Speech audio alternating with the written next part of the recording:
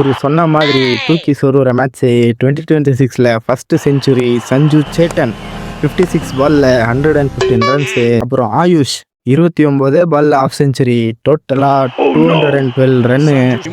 ஓட்டி விட்டுருப்பேன்.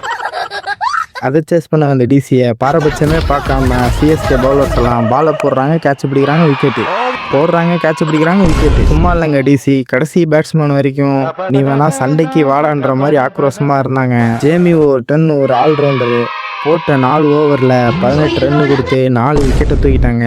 எனக்கு தெரிஞ்சு இவருக்கு செலவு வைக்கணுங்க. இன்னைக்கு மேட்ச் ரெஃபரியே கன்ஃபியூஸ் ஆயிருப்பான்னு நினைக்கிறேன். யாருக்கு பிளேயர் ஆஃப் த மேட்ச் கொடுக்கணும்னு. பேட்டிங்ல செஞ்சுரியை காட்டின சேட்டனா, இல்ல பவுலிங்ல 4 விக்கெட் எடுத்த ஓவர்டனா, இல்ல கேட்ச் பிடிச்ச டிவால்டு பிரேவிஸ்கா. நீங்க சொல்ல மறந்துட்டாங்க, இன்னைக்கு பிடிச்ச முக்காவாசி கேட்ச் இவர் தாங்க. இப்போ சிஎஸ்கே ஃபேன்ஸ் எல்லாம் ஸ்ட்ரெஸ் ஃப்ரீயா இருக்காங்க. அடுத்து சந்தோஷமாக வேண்டிய தரணும்.